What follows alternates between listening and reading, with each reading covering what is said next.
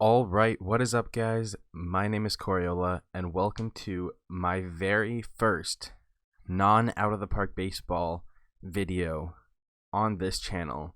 I guess technically, besides that one channel update I put out when my computer decided it no longer wanted to work properly. But as far as videos with actual content, this is my first not centered around that game.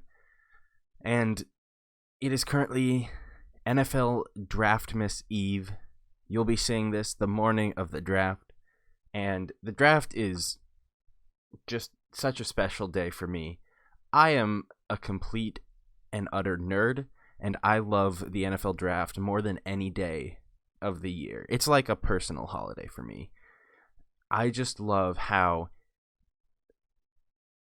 you're getting a combination of relentless optimism where every single pick could be the next face of football, but also the way the draft plays out each and every year. It's basically like a movie. You get narratives, you get villains, aka Dave Gettleman. It's like sitting down and watching a 3-hour movie about professional football, and it's fantastic, and I am a big nerd. Anyway, this mock draft, it is not particularly insightful. It is not particularly detailed. I don't have fancy video in the background like some do. I am just giving you my thoughts. It's a combination, a little bit of what I think will happen, a little bit of what I would do as a general manager.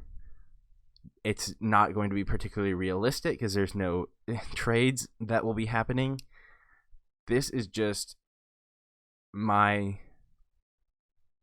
thoughts on the draft, and anyone who chooses to listen, I appreciate you. Speaking of which, I write about the draft sometimes on Medium. The mock draft, which I posted a couple weeks ago, will be similar but not identical to the one I'm about to do right now. But if you want to read that, it was like 8,000 words for the whole draft. I will I'll drop a link in the description below, but otherwise, the Cincinnati Bengals are on the clock, and you know what they're gonna do. Everyone knows what they're gonna do. It's gonna be my son from Louisiana, Joe Burrow. I love Joe Burrow. My take strategy is make really wild claims very quietly, and then if they pay out, if they're correct, I retrospectively broadcast them like, hey, I thought Joe Burrow was quarterback one after the Texas game, which is true. But when I have bad takes, I never mention them again. And because I'm very quiet about them, nobody knows that they existed in the first place. So, Nathan Peterman 2017. Anyway, what was I saying? Joe Burrow is the best quarterback prospect since Andrew Luck. I said it. I just love what he does under pressure. He's a playmaker, and that's what you really need to be in the draft. His accuracy, or his quarterback rating, when shit hit the fan, was better than when he had a clean pocket behind one of the best offensive line units in college football. He's special, and it's going to be Burrow. Second overall pick. A lot of people have been treating this with the same exact certainty as the first pick. It's going to be Chase Young. It's going to be Chase Young. It's going to be Chase Young. Everyone thinks it's going to be Chase Young. And while I agree that if Washington stays on the board here, that it should be Chase Young. He is pure and simple a generational edge prospect who is better than Nick Bosa, who transformed the 49ers defense last year, and putting him on a front line that already has really good talent with Matt Ioannidis, Jonathan Allen, Montez Sweat, and Daron Payne. That would be a formidable defensive line unit right there. That being said, first and foremost, Washington does not have a second round pick this year. Secondly, Dwayne Haskins needs some help. I have faith in Haskins. His accuracy numbers in college were really good, like some of the best I've seen. Check out Ian Wharton on Twitter if you want to know where I get this information from about quarterback accuracy, because he does great work there. But Haskins' only help right now is Terry McLaurin. They could need another offensive lineman if they trade Trent Williams. They could need an interior offensive lineman because they lost Eric Flowers, almost said Eric Fisher there. And they absolutely need wide receiver and tight end help. And you don't have a second-round pick. So I'm not saying they absolutely should trade back. But if you could go back to 5, pick up Jeff Okudah or an offensive lineman, help that atrocious cornerback class that just lost Quentin Dunbar, who was one of the best cornerbacks in the league when he was healthy last year, and pick up a couple mid-round picks from a desperate team, Miami. I can't say for certainly that Chase Young would be more valuable than Jeff Okudah and recouping a second-round pick. That being said, I'm not doing trades, so I get to talk about them, but not actually have to put them in my mock draft. So number 2 is going to be Chase Young. Yeah, we're going to do the same thing that everyone does.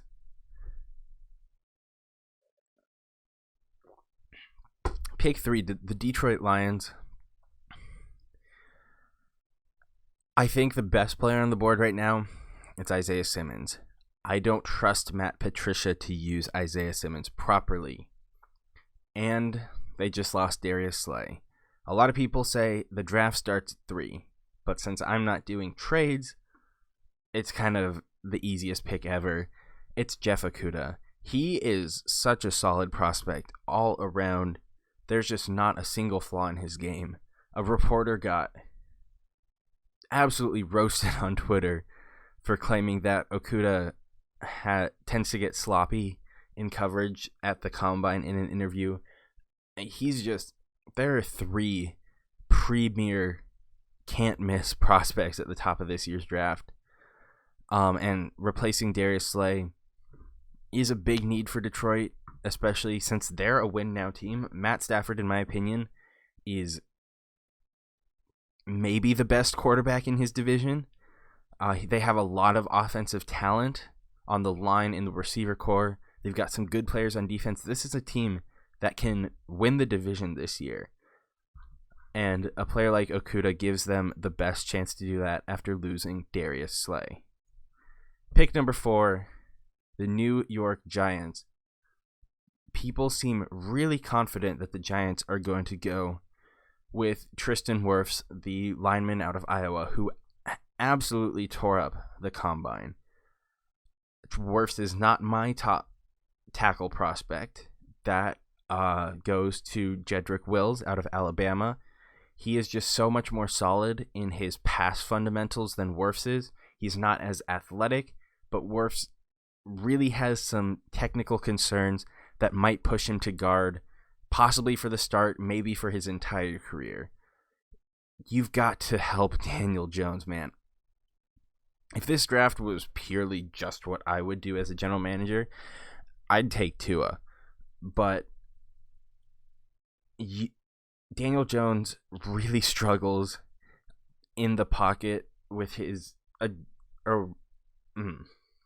I can figure out how to speak. Daniel Jones struggles to adapt under pressure.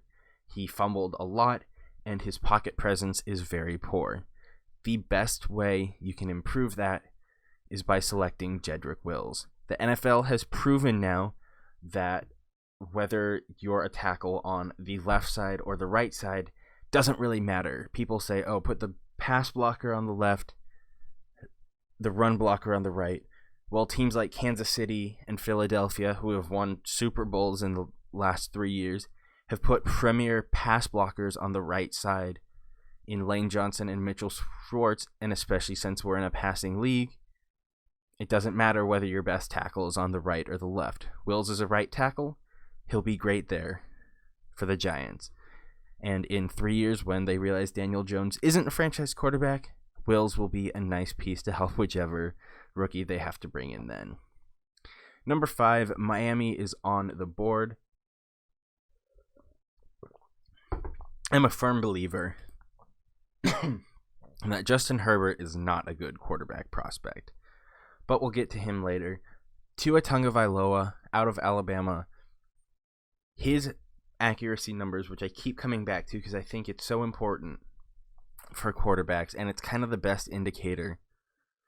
This isn't just pure completion percentage. It's Wharton has actually gone through and evaluated each pass and determined whether it was accurate or not accurate and broken it down based on different levels. And I think based on Tua's accuracy numbers, he could be a lot like Drew Brees in the NFL, which is kind of the popular comparison. To be fair, he had so much help at Alabama. He had 7 seconds in the pocket reliably. He had an NFL caliber receiving core. I think at least 10 teams, possibly more in the league, would rather have Alabama's receiving core from last year. Actually, way more than 10, because it had Judy Ruggs, Devontae Smith, and Jalen Waddle just stacked. So, and Miami does not have nearly that much talent. I guess relative talent. But that being said, go and get your guy. I am a firm believer that if you are taking a franchise, if you are investing in a possible franchise quarterback in the NFL, you have to believe in him. If there's a guy you're not super high on, but fits your draft board, wait another year. And if there's a guy in a weak class, but he's your guy, go get him. And if I was a general manager and Joe Burrow was off the board, yeah, I'd have confidence in Tua Tagovailoa. He should be Miami's top quarterback priority. He's the 5th overall pick here. At number 6, as a Chiefs fan, I would be thrilled, so happy if the Chargers decided to pass on elite players like Isaiah Simmons, good offensive linemen like Wirfs, Andrew Thomas, and instead took Justin Herbert. Now, I'm not making this selection just because I'm a vindictive Chiefs fan and I don't like the Chargers. But I do believe that in this draft, they are going to come away with a quarterback. This is where the what's going to happen side is pulling a lot stronger than the what I would do side, because it's very clear to me. If they believe in Justin Herbert, they're going to get him. And Herbert reminds me a lot of Phillip Rivers. They can be brilliant and stupid on any given play. Herbert's issue is that he doesn't read defenses very well.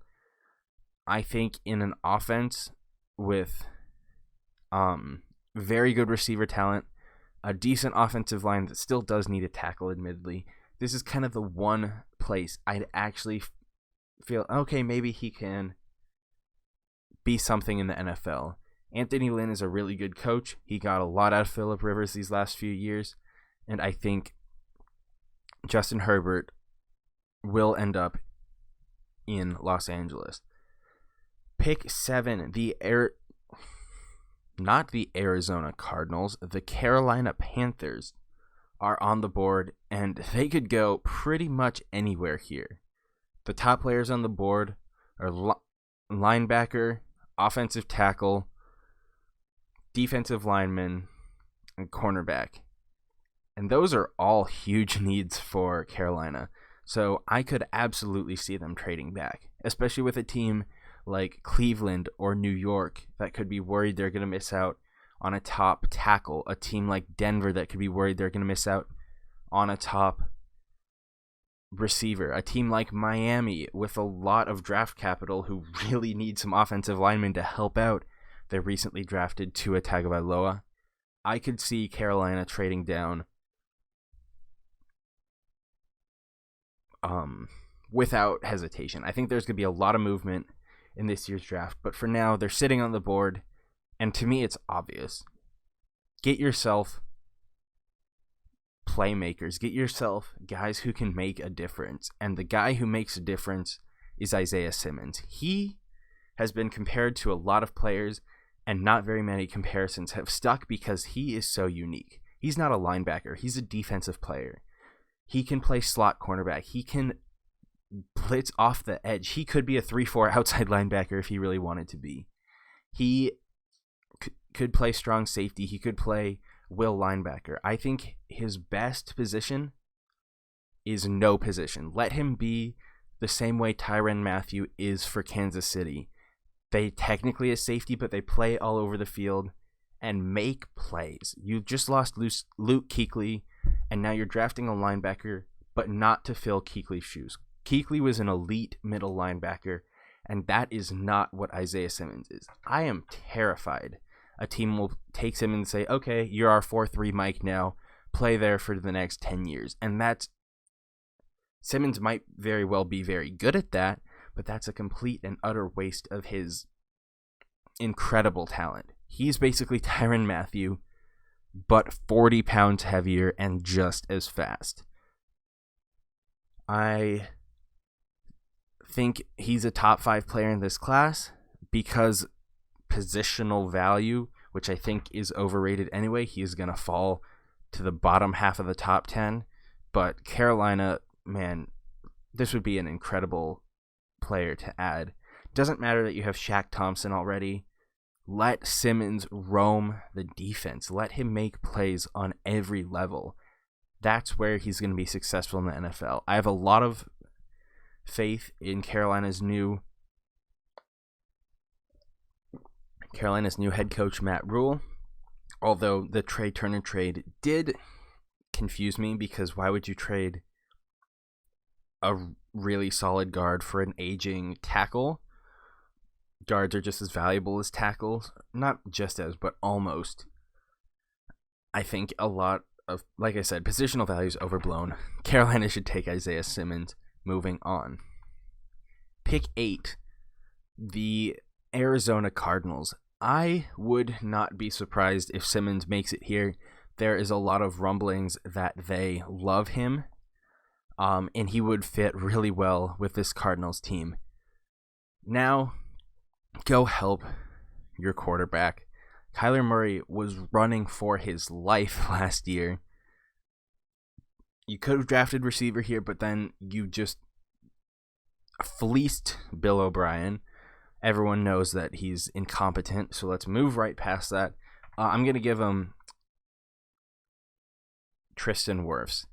The reason I like Wirfs here is because you already have 2 starting tackles. You could play Wirfs at guard day 1, which would really prevent him from being exposed as a struggling, or as a player who struggles with his pass footwork and handwork. So that's a pretty easy pick to me. Not much else to be said. Help your quarterback and move on.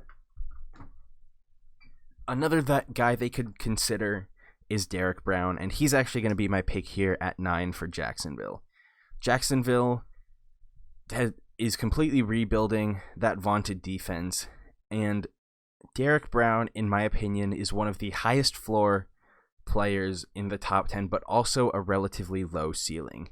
He's a big guy, and he can move the pocket, but he's not going to get at the quarterback. Now, pushing the pocket back is not as valuable as getting to the quarterback, obviously, but creating that interior pressure where a quarterback cannot then step up in the pocket and make a play there causes edge rush to be a lot more effective. It causes defensive linemen like Taven Bryan, who are more effective at getting to the quarterback than they are at pushing the pocket, to be better. I think taking a player in the top 10 who's not a playmaker on their own is a bit analytically questionable. I think you could get more value there, but Derek Brown is a very good player. He fits a need for Jacksonville, and he's going to be a successful NFL player. Might not be a superstar, but it's a very safe pick at number 9. Jacksonville is another team I could see trading down or up. Really, it could be either way.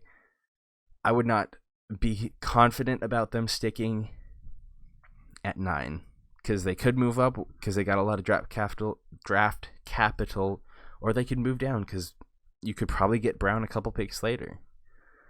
Pick number 10, Cleveland is on the clock. They need an offensive tackle on the left side. They got Jack Conklin. Keep making your strength more of a strength. Baker Mayfield, I have faith in him. He was my number 1 quarterback in 2018. I think he could have a bounce back season and be truly Cleveland's franchise quarterback in the long term. And Andrew Thomas is a really, really polished left tackle. He's been one of those players who's like, oh, he's not so good because he's been falling down the boards. That's really because other players have been rising, and Andrew Thomas is not the highest ceiling player in the class. But you know you're getting a good left tackle from day one. It's a huge need for Cleveland. It's an easy pick in my mind. Andrew Thomas at left tackle is basically how I think of Derek Brown at defensive tackle, except I like Thomas more. So not the same. Anyway, here at pick 11, this is where my mock diverges here from the one I wrote on Medium. At pick 11, the Jets are going to be thrilled that Mekhi Becton is still on the board. He is a project offensive tackle. I believe it was Matt Miller who said, if he gets his hands on you, it's over. The thing is, he kind of struggles getting his hands on you. He is 246, runs a 4.8, athletic marvel, and George Fant is not going to cut it. Sam Darnold needs some help. I keep stressing with these top 10 teams, you got to help your franchise quarterback. I could easily see them taking K'Lavon Chaisson here. Edge is a need, but when you've got a guy like Becton on the board, can't pass up on him. I would be not surprised at all if the Jets end up trading up into the top 10 to make sure they get one of the premier tackles, because I think a lot of teams would also be interested in the same thing. Pick number 12, the Oakland Raiders have spent the last couple of years being absolutely bullied by the Kansas City Chiefs, and they know how valuable playmakers at the wide receiver position can be. So here at pick 12, they're going to be taking CeeDee Lamb out of Oklahoma. I shouldn't have hit already because now it goes to the 49ers. But anyway, he's been compared to DeAndre Hopkins. I do think he's one of the riskier receivers in the class because a lot of his production comes after the catch. And so there's some concern that his technical skills, like his hands, his route running, it might not be as refined because in college he was super disruptive. After the catch, he didn't really need to work on those things. But I think John Gruden is going to see this guy has all the ceiling in the world. He could absolutely help us get on track with Kansas City and with teams like Denver, who now have really promising receiver cores, and keep pace in the AFC West. Pick 13, the San Francisco 49ers, the Super Bowl runner-ups, are on the board here after trading DeForest Buckner. No, they're not going to take Javon Kinlaw. They're not going to swap Buckner for another cheaper defensive lineman, although I love Kinlaw, and we'll get to him later. Trust me. But there are actually some pretty good defensive line prospects they could pick up at 31. And so here it's easy. It's Jerry Jeudy.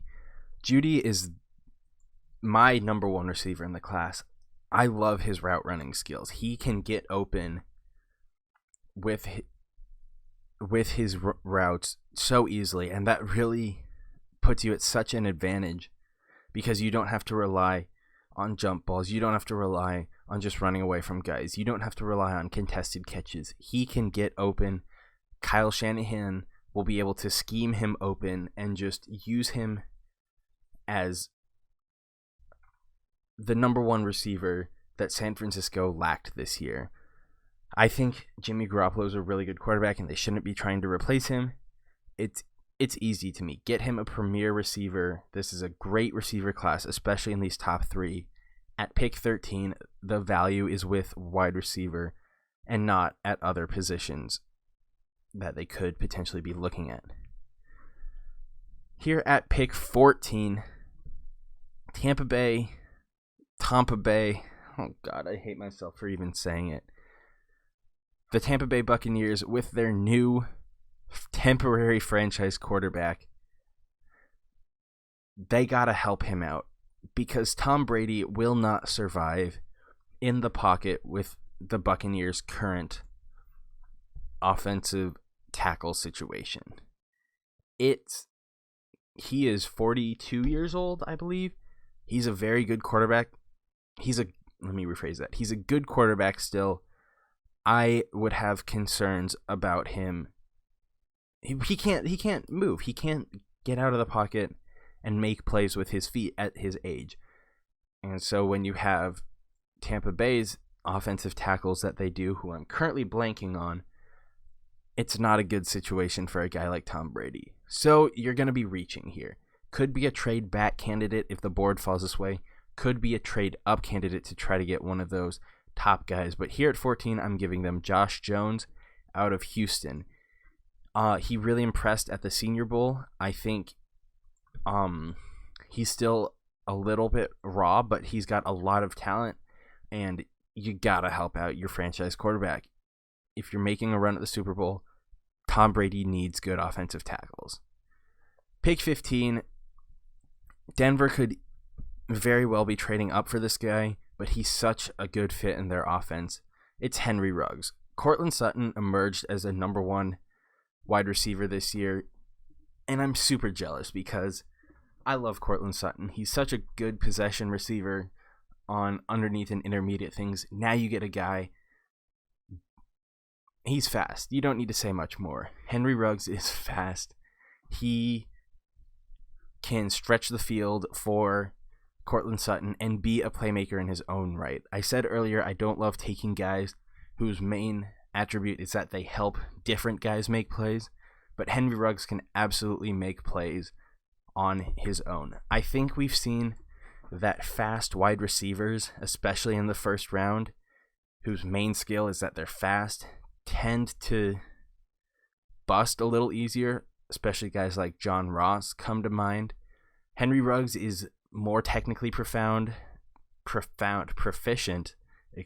than Ross was at this point. I'd feel much more comfortable taking him in the first round than I ever would about John Ross. He's the pick at 15 for Denver, and I'm super jealous. Pick 16, Atlanta's been making a lot of noise looking to trade up, and if I was their general manager, it would be Javon Kinlaw. But the realism side of me is tugging here, and so they're going to get the guy who seems to be their guy the whole way, and that's CJ Henderson. He is a big, fast, physical cornerback from Florida who has really good ball skills, which makes me less concerned about some of his other potential flaws. I think he's just really well-rounded. He's good in man, he's good in zone. And like I said, ball skills for me is some of the most important as a cornerback. Guys like Marcus Peters are some of my favorite cornerback prospects and worked out pretty well. So here at 16, Atlanta's taking CJ Henderson. Now that we're getting somewhat towards the end of the first round, I guess we're past halfway now, I'm going to be a little less detailed with the analysis.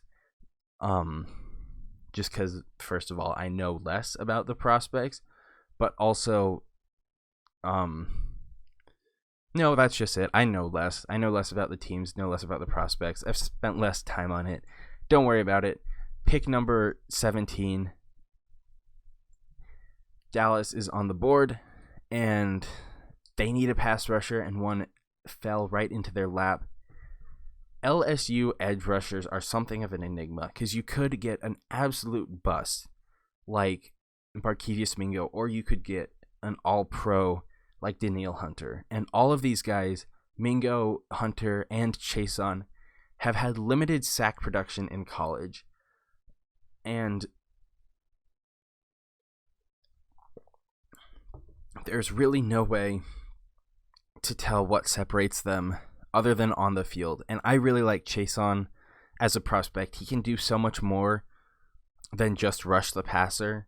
He reminds me a lot of Josh Allen from last year. Guys who can set the edge, who can drop into coverage if necessary, but are also good at just getting after the quarterback.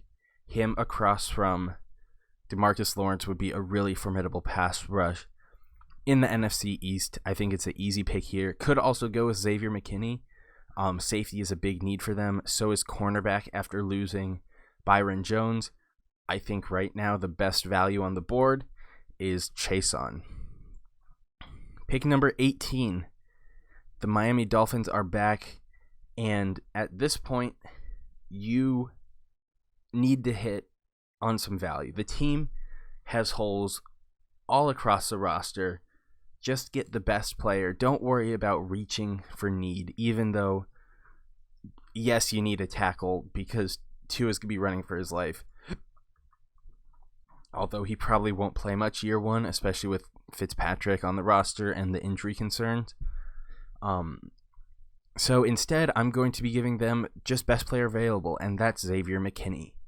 You lost Minkah Fitzpatrick this year. In fact, this pick is the Minkah Fitzpatrick pick. And Xavier McKinney reminds me a lot of Fitzpatrick. They are safeties who can play all over the field, but are best kind of down towards the box. Guys who make a big difference in the pass game, but also can move from that position and help cover the slot, who can cover guys coming across the field. He's not really a great deep safety, but he's a guy who can just lock down the center, the close center of the field, because it's not the deep center.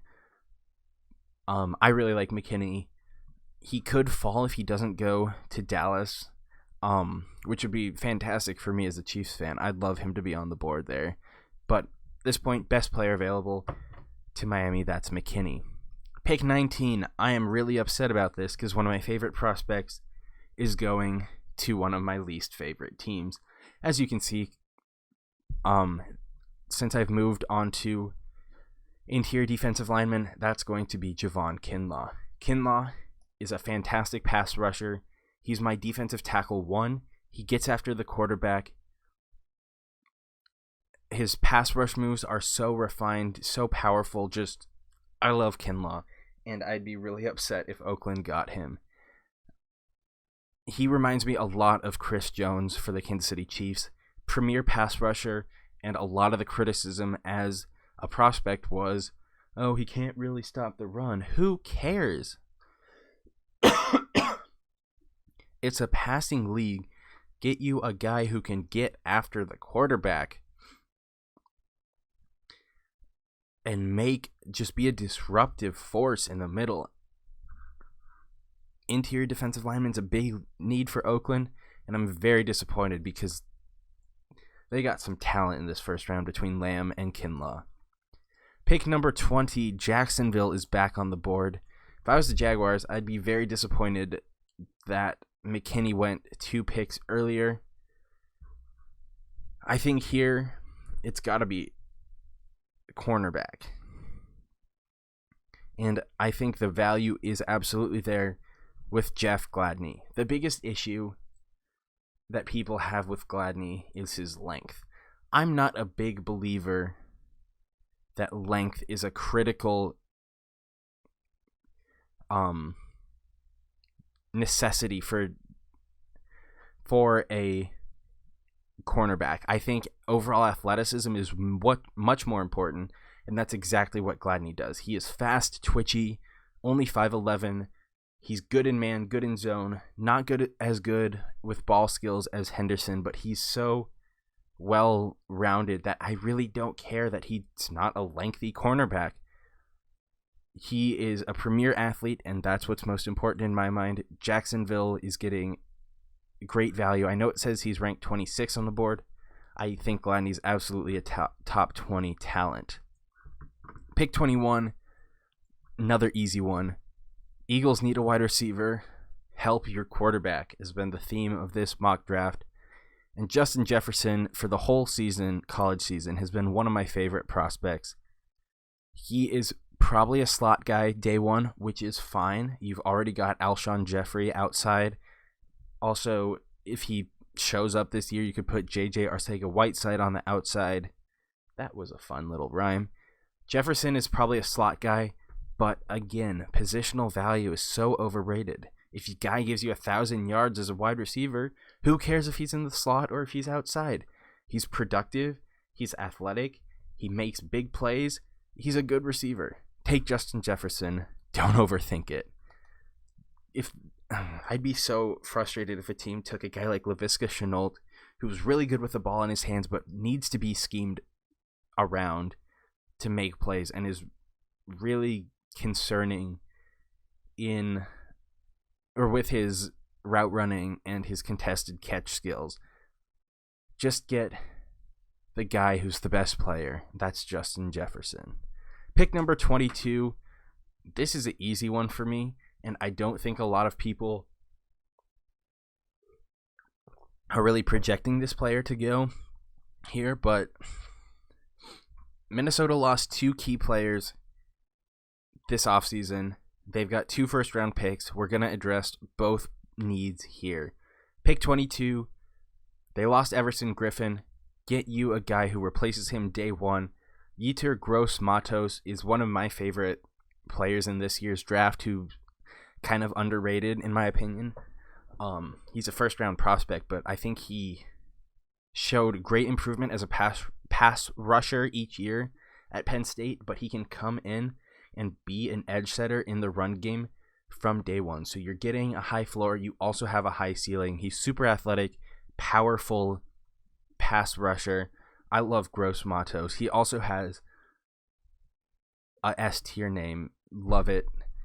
Get him here at 22. Replace Everson Griffin. Gross-Matos across from Danielle Hunter would be deadly. Pick number 23. This is a really easy one for me. I think, again, people are overthinking him.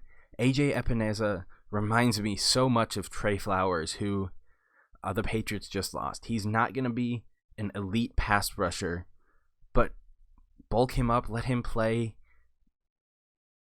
defensive end in Bill Belichick's, I think it's a hybrid scheme, but it's kind of a 3-4.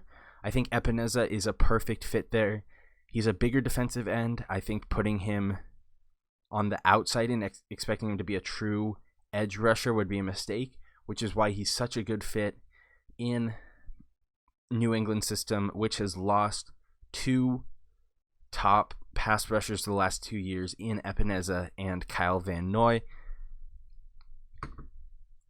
Easy replacement right there.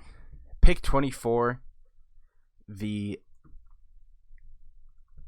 New Orleans Saints are on the board, and this draft, they've been laser focused on linebacker and wide receiver. And then in free agency, they went out and got Emmanuel Sanders, who's a great wide receiver too, across from Michael Thomas. I love that signing for them.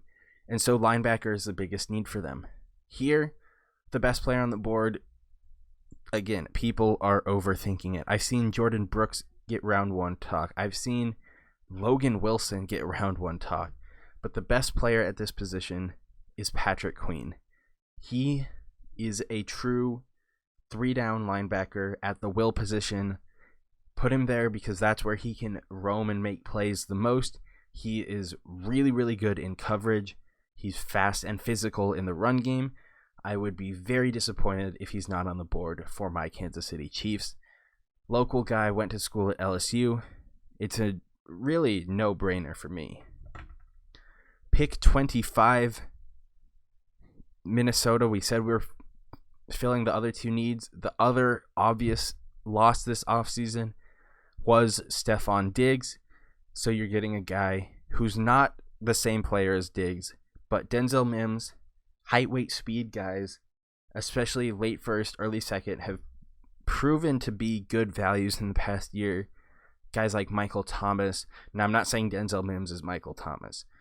I am not saying that, but I love his contested catch ability, but that's not what he relies on. He's not a guy who says, throw it up to me, I'm going to jump and go get it. He is a playmaker. I've used that word so much that you're probably desensitized to it, but he just makes plays as a wide receiver. I really, really like Denzel Mims. I think late first is a really good range for him. He's going to be the pick here at 25. At pick 26, I said we're going to help Tua Tagovailoa here. We are getting Ezra Cleveland. He is big. He is athletic. He is a project. You got to teach him fundamentals of pass blocking techniques, but he is pretty close. I shouldn't say close, but he is like a slightly worse version of Tristan Wirfs here. And so at 26, that's really good value. I think we could see and will end up seeing 7 offensive tackles go in round 1.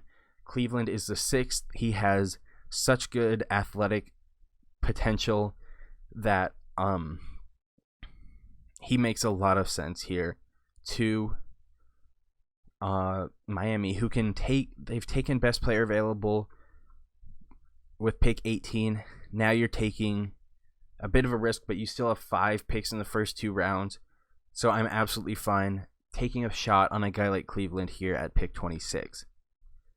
At pick 27, the Seattle Seahawks are on the board, and they should be very disappointed that Gross Matos does not fall to them here.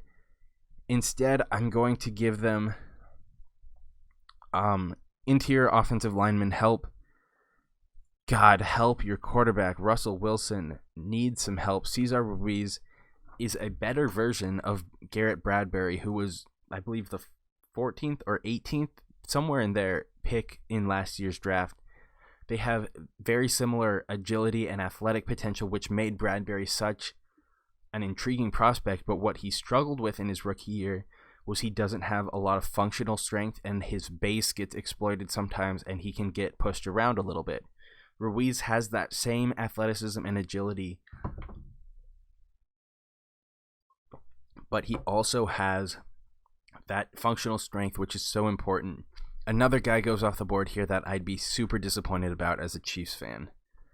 Pick 28, the Baltimore Ravens, who have such a good roster. They just acquired Calais Campbell for a 5th round pick, which is stupid. Like, great value for them there. Obvious need is at linebacker. Kenneth Murray is a guy who seems to be kind of polarizing now. He made plays in the run game in college. That's all he did. He's a tackling machine. He was never really tested in coverage. I think the most he did was just dropping back into a basic cover 2. But I think he has the athletic potential to develop nicely into a good coverage linebacker, or at least serviceable, and his playmaking in the run game makes him really valuable. He's the pick here at 28. I could see a team like Baltimore trading up to get Murray. I could also see just one linebacker go round 1. I really don't know what's going to happen. The NFL seems to still really value off-ball linebackers. Last year, the Steelers traded up to pick 10 from pick 20 to take Devin Bush. So I do think that we will end up seeing 3, potentially 4 linebackers go round 1 here in the 2020 draft. At pick number 29, the runner-ups in the AFC this season just lost Jack Conklin.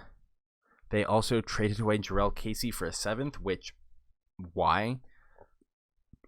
So interior defensive line could absolutely be a need here. They still have not re-signed Logan Ryan, so cornerback could be a need, although I think their boundary is kind of set with Malcolm Butler and Dory Jackson. Could draft a boundary cornerback and kick Jackson inside. I would just re-sign Logan Ryan. So instead, we're giving them the 7th offensive tackle, and that's Isaiah Wilson. He is a right tackle. He is always going to be a right tackle, but that's exactly what they need here after losing Conklin. I am a little bit lower on him as a prospect because he is more of a run blocker than a pass blocker, which I feel is not as valuable in the modern NFL, but I still think he's a very solid player, and he and Thomas were fantastic at Georgia this season, so he can come in on day one and fill in the shoes that Jack Conklin left, help out Derrick Henry, help out Ryan Tannehill. It's an easy selection for me here. Pick 30, Green Bay Packers need another wide receiver. Davante Adams has been trying to do everything on his own the past couple seasons. That ends now. We are giving him, he's a route runner who uses speed and agility to get open. We're giving him a big physical guy who I think a lot of people are sleeping on, and that's T. Higgins. He's been criticized in this draft prospect a lot. He's under a lot of scrutiny, but at Clemson, he was super productive. He's a big physical guy who's faster than I think he gets credit for. And he'd be a really nice complement to Davante Adams. I don't care that he's ranked 55 on this board. He's a first-round talent in my eyes. Another guy who's rising fast, but I love, who could be a pick here, is Michael Pittman Jr. Super productive at USC. I do think Higgins is a little higher potential. He's more athletic than Pittman was, but if Pittman was the pick here, he has the same skill set as Higgins, I would totally support it. Although, apparently Green Bay, San Francisco, and Kansas City are all trying to trade down, so take it for what you will. I'm taking T. Higgins at pick 30. Pick 31, the San Francisco 49ers are back on the clock, and after trading away DeForest Buckner, who's really their only true interior guy, Eric Armstead does move inside on third down, but he's more of a situational pass rusher inside and on early downs. He plays defensive end, so I don't even know who San Francisco's defensive tackles are now. Cornerback is also a need. I feel better about that. I like CJ Mosley. I like Richard Sherman, although he is getting slower. I think there's a lot of value in the second round that San Francisco can get from the cornerback position. So here in round one, they're going to take Ross Blacklock. He has also been rising up the board pretty fast. I think Gallimore is more of a true run stopper. I think Davidson is a lot like Eric Armstead, a guy who you'd play outside early down and move inside, because I think he did play defensive end in college. So Blacklock is the best combination of run stopping and pass rush on the board at this point. He's the pick at 31. At pick 32, the reigning Super Bowl champion Kansas City Chiefs. Man, that is just so much fun to say. They have their pick of a lot of different things here. I'm going to be a little unorthodox for this pick. First of all, it's not going to be a running back. It's not going to be a running back. Don't take a running back in the first round. God, don't do it. It's not that I think running backs are completely useless in the modern NFL, even though I've said that before. I don't really believe it. It's just that you can get super productive guys later in the draft or even in undrafted free agency. The guy I always point out is Austin Eckler, one of my favorite running backs in the NFL, and just a shame that he plays for the evil Los Angeles Chargers.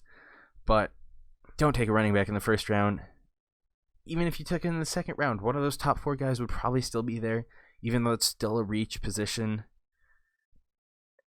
This is the only time when positional value actually matters, because running backs shouldn't take one in the first round.